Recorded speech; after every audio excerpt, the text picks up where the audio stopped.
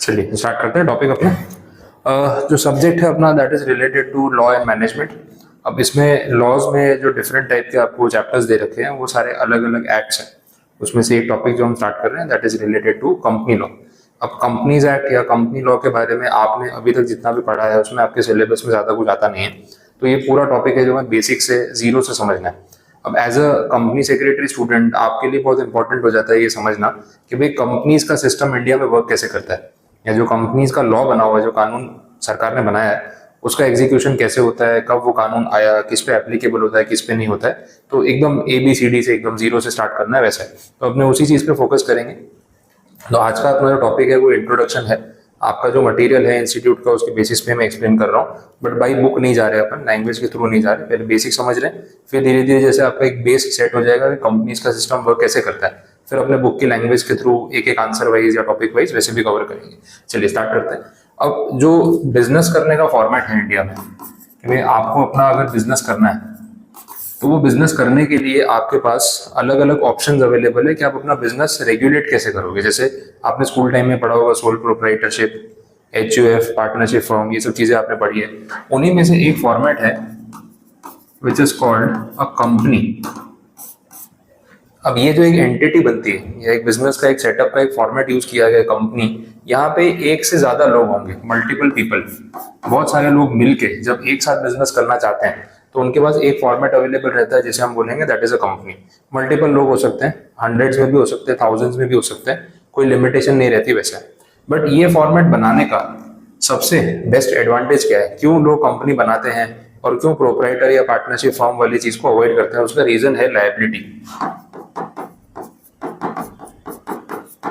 आज बिजनेस में लॉसेस होने का रिस्क बढ़ गया है, कंपटीशन बढ़ गया है, तो जरूरी नहीं कि आप अपना बिजनेस शुरू करोगे तो फायदा ही फायदा होने वाला है, नुकसान भी हो सकता है। अब उस नुकसान को लिमिट करने के लिए सबसे अच्छा ऑप्शन क्या है कि हमें कंपनी फ्रेम कर ले। रीजन बीइंग कि वहां पे आपकी लायबिलिटी जो है ना वो हो जाती है लिमिटेड। सिंपल मतलब ये है कि अगर कहीं पे लॉसेस हो गए तो एक अमाउंट से ज्यादा लॉस आपको अपने ऊपर नहीं लेना पड़ेगा। दैट डिपेंड्स कि आपने उस कंपनी में कितने शेयर खरीदे। तो इसलिए लोग क्या करते हैं, कंपनी बना के अपने आप को अनलिमिटेड लॉसेस से सेव करने की कोशिश करते हैं। अब ये जो पूरा सेटअप है ये इंडियन लॉज में अपने कॉर्पोरेट सिस्टम में कैसे वर्क करता है इसके बारे में हमें समझना है। अब जैसे कंपनीज के लिए सिस्टम बनाना था तो सरकार ने बोला यार इसके लिए एक कानून बनाना पड़ेगा, या इसको बोल सकते हैं एक एक्ट पास करना पड़ेगा। अब इंडिया में एक्ट बनते कैसे वो समझते हैं। इंडिया में एक्ट बनाने के लिए जो अथॉरिटी है that is the parliament of India. अब पार्लियामेंट के दो हाउसेस हैं, एक का नाम है लोकसभा, दूसरे का नाम है Rajya Sabha. Lok Sabha is the lower house and Rajya Sabha is the upper house. Lower house यहाँ बोलते हैं house of the people, Lok Sabha लोगों की सभा। राज्यसभा मतलब हाउस ऑफ द स्टेट्स, हर एक स्टेट जो है इंडिया में उनका हाउस है, that is the upper house और द राज्यसभा। अब इंडिया में अगर कोई कानून बनाना हो तो उसका फॉर्मेट ऐसा है कि जो रूलिंग पार्टी होती है, रूलिंग पार्टी एक बिल प्रेजेंट करती है। What is a bill? It is a draft. मतलब अब ये प्रपोजल है, ये सरकार बोलती है कि देश में कंपनी बनाने के लिए एक कानून व्यवस्था होनी चाहिए और हम लोग एक प्रपोजल लेके आए हैं कि ऐसा कानून होना चाहिए। देखो इंडिया में डेमोक्रेटिक सिस्टम है, ऐसा तो होगा नहीं कि सरकार ने जो बोल दिया वो फाइनल है, वो सिस्टम नहीं है। तो जो रूलिंग पार्टी है उनको भी पहले प्रपोजल रखना पड़ता है पार्लियामेंट में हाउस के सारे मेंबर्स के सामने, जिसमें ऑपोजिशन और बाकी सारी पार्टीज के मेंबर्स भी होते हैं। ये बिल को सब लोग पढ़ेंगे, उसके बाद हो सकता है कि ऑपोजिशन में से या कोई पार्टी में से कोई सजेशन दे रहा हो कि सर ये तो गलत है, ऐसा नहीं होना चाहिए, वैसा नहीं होना चाहिए। तो उसके ऊपर डिस्कशंस होंगे, आर्ग्यूमेंट्स होंगी, उसके ऊपर सोचा जाएगा। फिर उसके बाद इस बिल के अंदर मल्टीपल चेंजेस किए जाएंगे, जैसा सब लोग बोलेंगे वैसा होगा। उसके बाद ये बिल के ऊपर वोटिंग होती है, तो जो भी डिसीजन होगा ना वो वोटिंग के प्रोसेस से होगा। यही डेमोक्रेसी का पार्ट है। अब वोटिंग सबसे पहले होती है लोकसभा में, लोअर हाउस में। अगर यहाँ पे इस बिल को मेजॉरिटी वोट्स मिल जाते हैं कि हाँ ये बिल सही है और ये कानून बनना चाहिए, तो उसके बाद ये कहाँ पे जाएगा? अपर हाउस में, राज्यसभा में। राज्यसभा में बिल पास हो गया, उसके बाद में थर्ड स्टेप होता है that is president of India.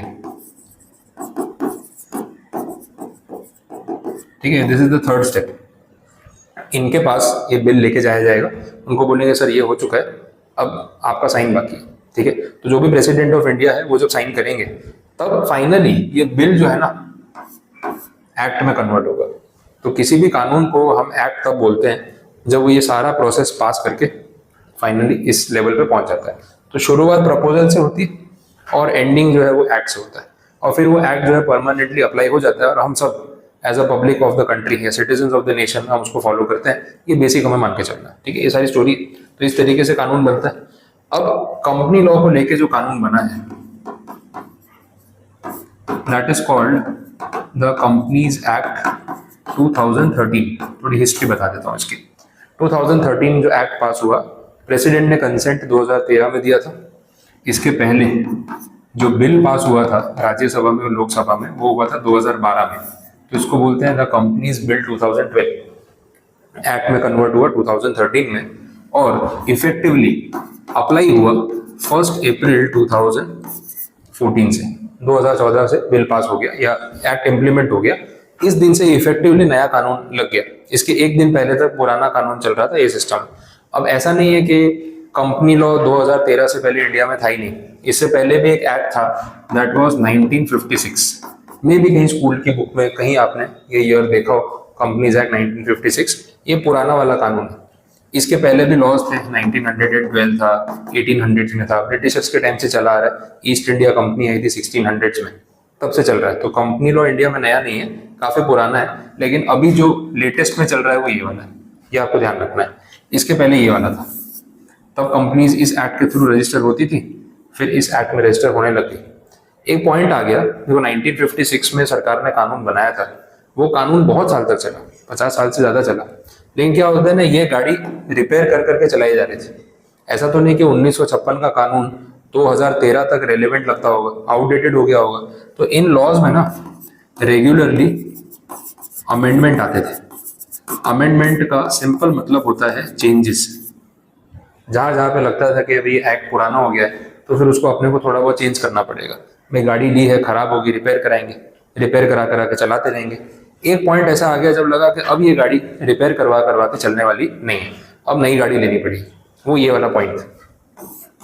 तो सरकार ने क्या किया, पुराना कानून खत्म कर दिया और उसके बदले पूरा नया कानून लेके आ गए 2013। अब बात यह है कि 1956 से लेके 2013 तक इस एक्ट में मल्टीपल अमेंडमेंट्स हुए होंगे, बहुत सारे, 50 बार भी हुआ होगा। लेकिन फिर क्या होता है, चेंजेस करते करते करते भी ऐसा हो जाता है कि ये स्ट्रक्चर ही पुराना हो गया, अब कुछ नया ही फ्रेम करते हैं जो आज के टाइम में रेलेवेंट लगे। तो सरकार ने ये काम किया। अब ये शुरुआत कैसे हुई, कैसे ये चीजें शुरू होती है वो समझो आप। इन्होंने एक कमेटी बनाई, ठीक है, एक कमेटी बनाई और उनको ये टास्क दे दिया कि आप लोग बैठ के डिस्कशन करो, सोचो, एक रिपोर्ट बनाओ और हमें ये सजेस्ट करो कि नया कानून कैसा होना चाहिए और पुराने वाले को हटाए तो उसके बदले क्या लेके आए। क्योंकि देखो सरकार के पास ये सब करने का टाइम नहीं होता, ये एक फैक्ट बात है। उनका काम है येस या नो बोलना। सोचने कौन बैठेगा, 5 साल की सरकार है, 5 साल तक वो ये बैठ के सोचती रहेगी कौन से कानून में क्या लिखना है, तो टाइम वेस्ट हो जाएगा। तो वो लोग क्या करते हैं ना, पढ़े लिखे लोगों को पकड़ते हैं। पढ़े लिखे लोगों में कौन आएंगे, एडवोकेट्स होंगे, चार्टर्ड अकाउंटेंट्स होंगे, कंपनी सेक्रेटरीज होंगे, कॉर्पोरेट लॉयर्स होंगे, ठीक है, जिनको अच्छी खासी नॉलेज होगी, रिटायर्ड जजेस होंगे कोर्ट के। उन लोगों को बैठा के कमेटी बनाते हैं। बोले देखो आप लोग इसी काम में इन्वॉल्व हो, पूरा दिन आप लोग लॉ के बारे में बात करते हो, स्टडी करते हो, पढ़ाई करते हो, आप लोग एक रिपोर्ट बना के दो हमें और बताओ कि नया कानून कैसा होना चाहिए, आपके एक्सपीरियंस के बेसिस पे बताओ इसमें क्या गलत है जो हम इसमें ठीक करें। आप जो रिपोर्ट दोगे हम उसको स्टडी करेंगे, उसमें से जो हमें सही लगेगा वो सारी चीजें हम नए कानून में इंक्लूड कर लेंगे। तो गवर्नमेंट का काम है यस बोलना और नो बोलना, सिलेक्ट करना और डिलीट करना, सोचने का काम उनका नहीं है। अब ये जो कमेटी बनाई गई थी ना, इंटरेस्टिंग बात ये है, ये कमेटी बनी थी दिसंबर 2004 में। दिसंबर 2004 में एक्ट आया 13 में। ये कमेटी को इन्होंने 6 महीने का टाइम दिया, यूजुअली उतना ही टाइम मिलता है। और कमेटी ने अपनी रिपोर्ट सबमिट की 31 मई 2005 को। और उन्होंने बोला कि हमारे हिसाब से ये सब चीजें नई ऐड करनी चाहिए और पुरानी वाली ये सब चीजें हटानी चाहिए। अब ये जो कमेटी है, इसके जो हेड ऑफ द कमेटी थे उनका नाम है डॉक्टर जे ईरानी। ये टाटा ट्रस्ट, टाटा ग्रुप के मेंबर हैं, उसके सीनियर मेंबर हैं और बहुत एक्सपीरियंस पर्सन है। तो उनको यहाँ पे कमेटी का चेयरपर्सन बनाया गया और बाकी मेंबर्स को ऐड किया गया। तो इस कमेटी का नाम है बड़ा फेमस जे ईरानी कमेटी। तो जे ईरानी कौन है उनके बारे में मैंने आपको बताया। तो इस कमेटी ने 6 महीने में अपनी रिपोर्ट दे दी, काफी सारे सजेशन इन्होंने दिए, क्योंकि टाटा ग्रुप इंडिया में बहुत पुराना है, मोर देन 150 ईयर्स की लेगेसी है। तो बहुत सारी चीजें ऐसी है जो वो समझते हैं क्या होना चाहिए क्या नहीं होना चाहिए। इनके सजेशंस गवर्नमेंट ने तो ले लिए, लेकिन आप टाइमलाइन देख रहे हो, यहां से जो बिल पास हुआ 2012 में, जो एक्ट पास हुआ 2013 में, और इफेक्टिवली जब अप्लाई हुआ तो कब से हुआ, 2014 से। Now this is parliamentary delay, या आप बोल सकते हो अपने सिस्टम का फेलियर, कि 2005 की रिपोर्ट पे 2014 में अगर कानून पास होता है तो 8 साल से सरकार क्या टाइम वेस्ट कर रही थी, ये वो बात है। अब अपने लिए बोलना बड़ा इजी है, उनके पास और भी टास्क होते हैं, तो वो लोग कहीं ना कहीं ऑक्यूपाइड होते हैं, चीजें डिले हो जाती है। तो जो डिले हुआ है वो ड्यूरेशन आपके सामने, कमेटी ने तो बेचारों ने अपना काम 6 महीने में कर दिया था, सरकार ने उसके बाद 7 साल लगा दिए बिल पास करवाने में। तो ये डिले जो है वो गवर्नमेंट के प्रोसीजर्स में यूजुअली होता रहता है। इसके बहुत सारे रीजन है, अपने किसी पार्टी को नहीं ब्लेम कर सकते, लेकिन सिस्टम ही ऐसा है। कोई भी सरकार होगी वो डिले वाला पार्ट जो है वो रहने वाला है, बिकॉज ओवर ऑक्यूपाइड होते हैं मल्टीपल टास्क को लेकर, ये सब है। तो ये एक कमेटी वाला पार्ट मैंने आपको बता दिया, क्योंकि ये सब अपनी थियरी में कवर होगा, और ऐसे करके फाइनली एक्ट बना। अब थोड़ा एक्ट के बारे में बात कर देते हैं जो पास हुआ है। 2013 का जो कानून पास हुआ है उसमें टोटल 470 सेक्शंस उन्होंने रखे हुए हैं, अलग अलग टॉपिक्स को कवर किया हुआ है। अब आप जो सिलेबस भी पढ़ते हो, अभी सिलेबस अपन पढ़ रहे हैं, तो इंस्टीट्यूट ऐसा थोड़ी करता है कि एक ही चैप्टर में पूरा सिलेबस डाल दिया। वो लोग क्या करते हैं, चैप्टर्स में डिवाइड करते हैं कि आपके सिलेबस में टोटल 10 चैप्टर्स है, इसमें ये होगा वो होगा, वैसे करके इन्होंने 470 सेक्शंस जो है ना वो 29 पार्ट्स में डिवाइड किए हुए हैं, and each part is called a chapter. मैं आपको ओरिजिनल एक्ट के डॉक्यूमेंट भी दिखा दूंगा कि उसमें कैसे प्रेजेंट किया हुआ है, तो ये चीजें भी रिलेट हो जाएंगी। तो 29 चैप्टर्स हैं, हर चैप्टर में कुछ नंबर ऑफ सेक्शंस हैं। जैसे फर्स्ट चैप्टर है तो उसके अंदर 2 सेक्शन है, 1 और 2। जो सेकंड चैप्टर है उसके अंदर सेक्शंस हैं 3 से लेके 22 तक, ऐसे करके चैप्टर्स बटे हुए हैं। तो टोटल 29 पार्ट्स में पूरा कंपनीज एक्ट बांटा हुआ है, और इतने सेक्शंस आपको पढ़ने हैं। पुराने वाले एक्ट में ज्यादा थे, अपने लिए थोड़ा मोटिवेशन है, वो पुराने वाले भी इतने थे, सेक्शंस कम हुए, आउटडेटेड चीजों को उन्होंने निकाल दिया, और जो चीजें मर्ज हो सकती थी उसको एक सेक्शन में रख दिया, तो क्वांटिटी वाइज ये कम हो चुका है वैसा। तो ये आपके लिए थोड़ा फेवरेबल है। बोलो यहाँ तक बात समझ आ रही? तो एक्ट की डिटेल आपको दी मैंने। इसके साथ साथ इसी एक्ट में कुछ शेड्यूल्स हैं, टोटल 7 शेड्यूल्स हैं। शेड्यूल का सिंपल मतलब अभी अपने लेवल पे लिस्ट, ज्यादा टेक्निकल नहीं कर रहा हूं मैं, धीरे धीरे शेड्यूल पे बात करूंगा तो आपको एग्जांपल भी दूंगा। तो कुछ 7 लिस्ट है और उसके अंदर अलग अलग चीजें होती है। एक एग्जांपल आपको दे देता हूं जो आपको रिलेट होगा। आप लोगों ने अकाउंटिंग तो पढ़ा हुआ है, अकाउंटिंग में वो कंपनी अकाउंट्स आता, कंपनी की P&L बैलेंस शीट वो सब, तो उसका बैलेंस शीट का एक फॉर्मेट है। पहले ऐसा वर्टिकल बैलेंस शीट होती थी, अभी ऐसा हॉरिजॉन्टल हो गई। ये जो फॉर्मेट है ना, प्रेजेंटेशन फॉर्मेट, ये कहाँ प्रिस्क्राइब है, किसने बनाया, कहाँ लिखा हुआ है कि ऐसी ही बैलेंस शीट बनानी है? ये लिखा हुआ है शेड्यूल में, कंपनीज एक्ट में शेड्यूल नंबर 3 है। ये लोग ऐसे रोमन में लिखते हैं, शेड्यूल 3 कंपनीज एक्ट में। इस शेड्यूल में बोला हुआ है कि कंपनी की बैलेंस शीट ऐसे बनेगी, इसलिए अपन बैलेंस शीट ऐसे बनाते हैं। तो आपके 12th की बुक में ना कहीं ये बात लिखी होगी, छोटी सी लाइन में थियरी में, बट मे भी आपका ध्यान गया हो कि नहीं गया हो। लेकिन शेड्यूल 3 जो है वो इसका एक एग्जाम्पल है। ऐसे और भी 6 शेड्यूल्स हैं यहाँ पे, टोटल 7 हो जाते हैं। तो इसके ऊपर अपन आगे बात करेंगे, और 1-2 एग्जाम्पल्स मैं आपको प्रोवाइड करूंगा। बोलो यहाँ तक कुछ कोई समझ आ रहा है, क्लियर है चीजें? चलो, तो एक्ट के बारे में बेसिक बातें हमने देखी। एक और चीज ऐड करते हैं।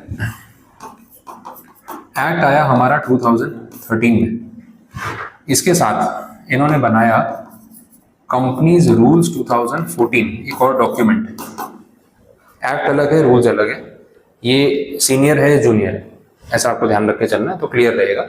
सरकार ने दोनों चीजें अलग अलग क्यों बनाई, इसके ऊपर भी डिबेट हो सकता है कि भाई एक्ट अलग क्यों है, रूल्स अलग क्यों है, दोनों में क्या फर्क है, तो उसके ऊपर बात कर लेते हैं। वेरी स्पेसिफिक, एक्ट के अंदर ना इन्होंने जो स्टैटिक प्रोविजंस होते हैं, स्टैटिक का मतलब जो चीजें बार बार चेंज नहीं होती, वैसे की वैसी रहेगी, फिक्स रहेगी, बार बार उसमें बदलाव नहीं करने, वो रख दिए।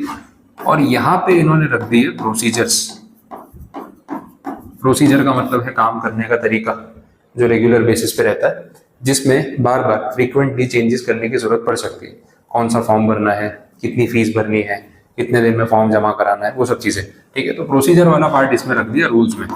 अब ये बाइफरकेट क्यों किया वो समझना बहुत इंटरेस्टिंग है। इन्होंने ऐसा बोला कि जो एक्ट है उसमें अगर कोई अमेंडमेंट करना हो,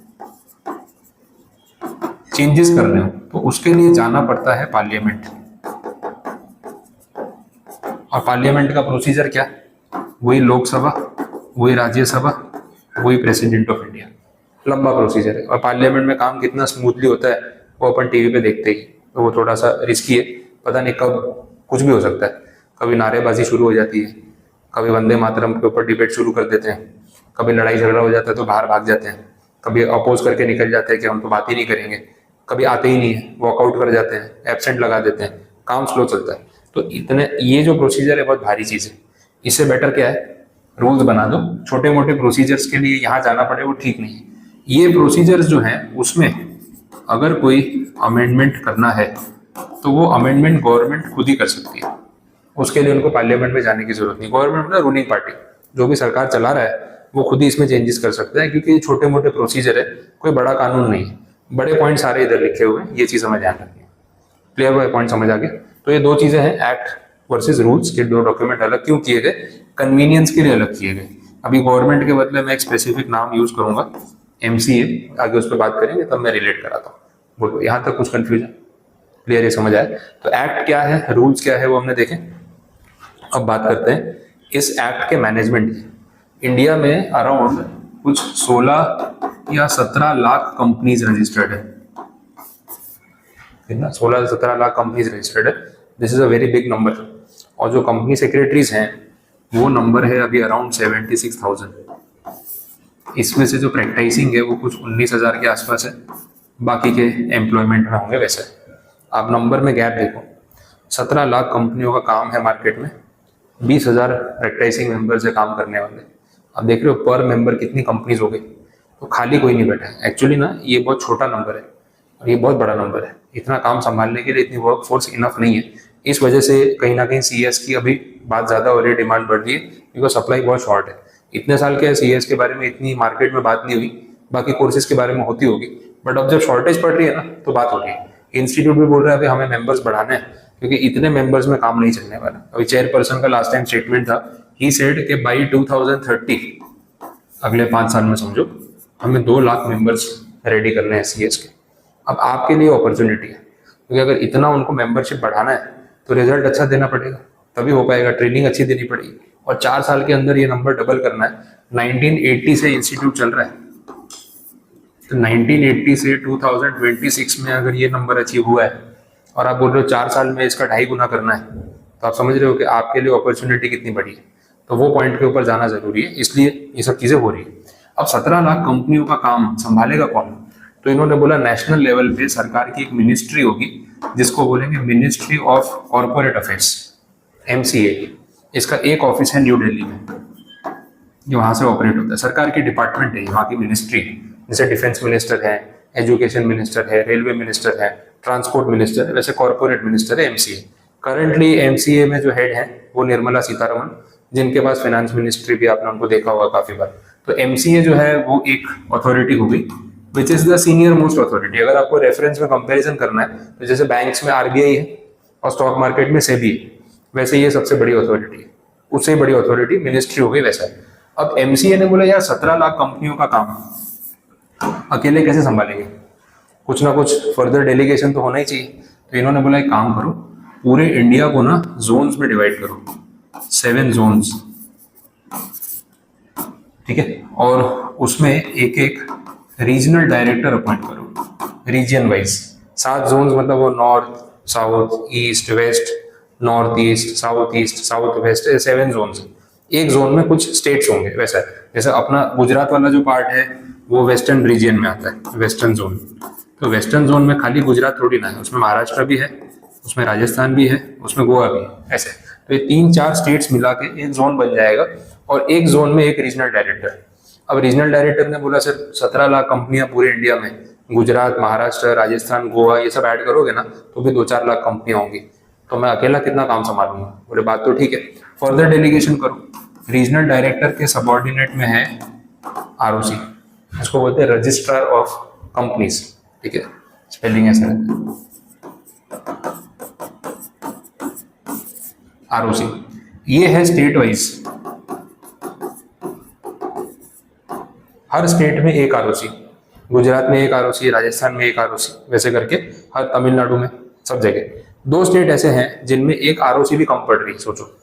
हर स्टेट में एक आरओसी बोला ना, फिर 2 स्टेट है, महाराष्ट्र, जैसे मैंने बोला तमिलनाडु। ये 2 स्टेट्स में इतनी सारी कंपनीज हैं कि एक आरओसी पूरे स्टेट का काम नहीं संभाल पाती। तो इन्होंने महाराष्ट्र में ना 2 जगह आरओसी सेटअप किए, एक मुंबई और एक पुणे। तमिलनाडु में भी 2 आरओसी सेटअप किए, एक चेन्नई और एक कोयम्बटूर, आधा आधा बांट लिया। देखिए बहुत बड़े कॉर्पोरेट सेक्टर है, हजारों कंपनीज रजिस्टर्ड है, एक ही लोकेशन पे इतनी सारी कंपनीज है, वैसा है। तो उस वजह से आरओसी ने भी अपना काम इन 2 स्टेट्स में डिवाइड किया। अपने यहाँ पे गुजरात में जो आरओसी है वो है अहमदाबाद में, वैसा है। तो मैनेजमेंट किस तरीके से हो रहा है, ये उसका एक फ्लो चार्ट है। सबसे टॉप मोस्ट अथॉरिटी एमसीए, उसके सबऑर्डिनेट में आरडी और उसके सबऑर्डिनेट में आरओसी। ये जूनियर मोस्ट अथॉरिटी ऐसा बोल सकते हो, बट वैसे बहुत बड़ी अथॉरिटी, बट इनमें सबसे छोटी है, ऐसा बोल सकते हो। अच्छा, ये जो एमसीए है, यही एमसीए के अंडर में आता है अपना इंस्टीट्यूट आईसीएसआई, जो आप डिग्री करने जा रहे हो। आईसीएसआई एमसीए का ही एक पार्ट है। तो आप देख रहे हो, डायरेक्ट सरकार का डिपार्टमेंट। तो ICSI is not a private institution, it is not a private college, ये सरकारी इंस्टीट्यूशन है और मोनोपोली। सीएस का कोई कॉम्पिटिटर नहीं है मार्केट में, this is the only institute जो आपको डिग्री दे सकता है, और इसी के लाइसेंस पे आप ये सब काम कर सकते हो। बाकी और कोई प्राइवेट कॉलेज से कोई भी कोर्स कर लो, इसको रिप्लेस नहीं कर सकते। तो अपनी वैल्यू ऐसी है कि सरकार ने खुद हमें मोनोपोलिस्टिक रखा हुआ है कि आप पूरी मेहनत करो, आप क्वालिटी दो, कंपटीशन आपको कहीं और से नहीं मिलेगा। ये एमबीए कॉलेज है, इंजीनियरिंग कॉलेज जैसा नहीं है कि भी वो कॉलेज अच्छी है ये खराब है, इससे करोगे तो पैकेज मिलेगा, उससे करोगे तो नहीं मिलेगा, प्रॉब्लम नहीं है। यहाँ पे सबके लिए यूनिवर्सल चीज है, आपको बस क्वालिटी पे ध्यान देना, समझ आया? तो ये सब चीजें, तो मैनेजमेंट इस तरीके से हो रहा है, ये एक पार्ट हुआ। अब देखो पॉइंट क्या है, it is company versus ROC, not directly कोई राइवलरी नहीं है, बट आरओसी क्या बोलती है कि देखो आपको कंपनी रजिस्टर करानी है ना, तो आपको हमारे पास आना पड़ेगा। जैसे अपन अभी सूरत में रह रहे हैं, आपको कोई कंपनी स्टार्ट करनी है तो आपको गुजरात आरओसी एप्लीकेबल है, तो आपको ऑनलाइन उनकी वेबसाइट पे जाके गुजरात आरओसी के अंडर आपकी कंपनी रजिस्टर करानी पड़ेगी। इसका मतलब ये है कि आप जो कुछ भी करोगे अपनी कंपनी में, सारी रिपोर्टिंग यहाँ करनी पड़ेगी।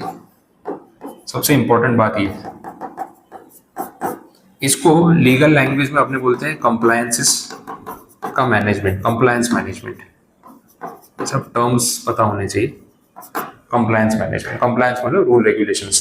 तो हर कंपनी को, आरओसी को सब कुछ जाके बताना पड़ता है। सर आज हमारी बोर्ड मीटिंग है, बोर्ड मीटिंग हो गई, उसमें ये सब डिस्कशन हुआ, ये रिजल्ट आया, अभी शेयर होल्डर्स की मीटिंग अनाउंस की है, ये उसका नोटिस है, इस दिन पे मीटिंग होगी, मीटिंग होने के बाद बताना मीटिंग में क्या क्या हुआ। सारा रिपोर्टिंग जो है ना कंपनी टू आरओसी होना चाहिए, ये कंपलसरी है। अब ये रिपोर्टिंग करता कौन है कंपनी में, आप करते हो। तो कंपनी सेक्रेटरी का रोल क्या है, आप क्या पढ़ रहे हो और आप क्या काम करने वाले हो।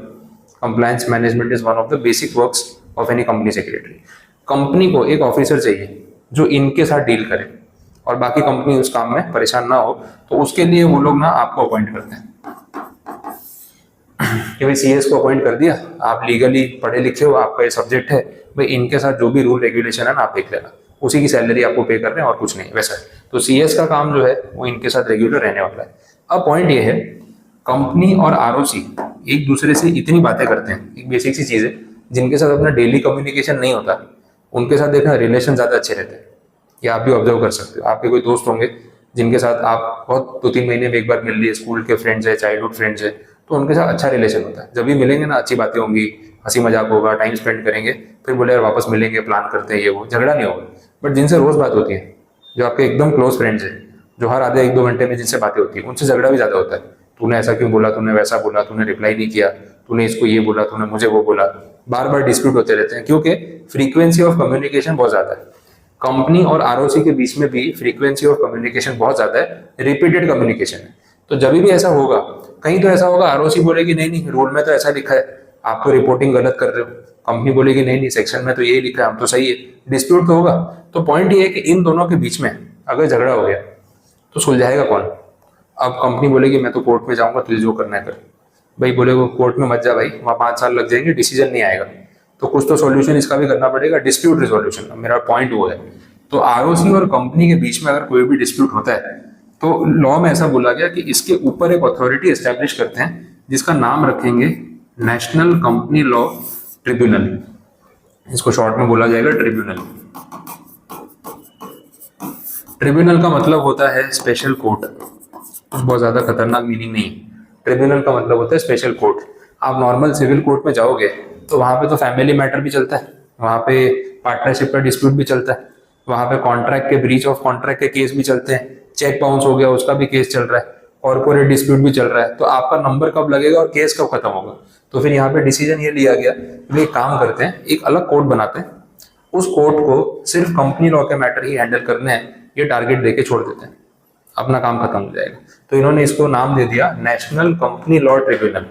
अब अगर आरओसी और कंपनी के बीच में कोई भी डिस्प्यूट है तो डिस्प्यूट सॉल्व कौन करेगा? एनसीएलटी करेगी। समझ आ रहा है? अच्छा, एनसीएलटी में केस फाइल किया या तो इसने या तो इसने, जिसकी तरफ से डिस्प्यूट है। अब एनसीएलटी में आप केस हार गए as a party, as a company, तो इसको चैलेंज कर सकते हैं या नहीं कर सकते? जैसे कोर्ट में नहीं होता, सुपीरियर कोर्ट में जाएंगे केस फाइल करेंगे, वैसा। तो एनसीएलटी के ऊपर भी एक अथॉरिटी बनाई, NCLAT, national company law appellate tribunal. इससे ऊपर ये ऑलमोस्ट हाईकोर्ट के बराबर होती है, ऐसा आप समझ लो, almost equivalent to a high court. इससे भी सेटिस्फाइड नहीं हो तो सुप्रीम कोर्ट का भी रास्ता रहता है। कुछ केसेस में अलाउड होता है, कुछ में नहीं होता है, लेकिन सुप्रीम कोर्ट वाला भी एक रास्ता है। और इससे ऊपर भी फिर जाना हो तो फिर कोई ऑल्टरनेटिव नहीं है। सुप्रीम कोर्ट से भी आप सेटिस्फाइड नहीं हो तो कुछ नहीं हो सकता है, तो कहीं ना कहीं गलती आप में, आपको मान लेना पड़ेगा वैसे। तो ये सारा डिस्प्यूट रिजोल्यूशन का मैकेनिज्म है आपका, जिस तरीके से आरओसी और कंपनी के बीच में कोई भी पंगा हो, यहाँ जाके आप सॉर्ट करा सकते हो, नॉर्मल सिविल कोर्ट में नहीं जाने की जरूरत है। ये क्लियर कर दिया वैसा, वो पता चला। तो एक्ट को मैनेज करने के लिए जो अथॉरिटी बनाई, उसमें आपके पास है एमसीए, उससे जूनियर आरडी, उससे नीचे रजिस्ट्रार। अगर आरओसी के साथ आपका कोई डिस्प्यूट हो गया तो उसको सॉल्व करने के लिए बनाई एनसीएलटी एंड एनसीएलएटी। तो इस तरीके से पूरा सिस्टम जो है वो वर्क कर रहा है। अब मेजर ओवरऑल तो मैंने आपको सारा यहाँ पे एक ओवरव्यू दे दिया है। मैं देख लेता हूँ और कोई पॉइंट अगर बाकी रह गया तो ठीक है।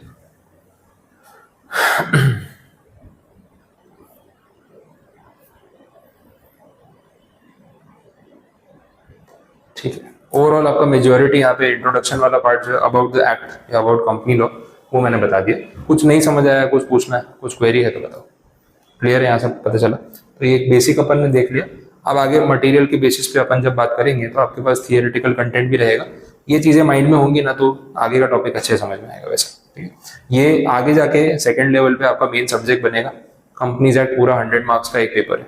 फाइनल लेवल पे भी जाओगे तो इन बिटवीन ये सब चीजें आती रहेंगी। तो कंपनी सेक्रेटरीज के लिए समझो ये मेन सब्जेक्ट है, उसके बिना आपका कुछ काम नहीं। क्योंकि कंप्लायंस मैनेजमेंट तो मेजर टास्क है, इसके ऊपर आपकी ग्रिप होनी चाहिए। और बढ़िया सब्जेक्ट है, डिटेल में पढ़ेंगे अच्छे से तो एक एक करके कवर अप होता जाएगा। जैसे आज चीजें थोड़ा बेस लेवल पे डेवलप हुई है, अगले लेवल पे आप आगे और पढ़ोगे तो और चीजें एड ऑन होती जाएंगी वैसे। ठीक है, क्लियर? यहाँ तक कंप्लीट है बस। तो फिर आज इतना रखते हैं और डिटेल में नहीं जा रहे, बाकी कंटेंट फिर अपने कल देखेंगे।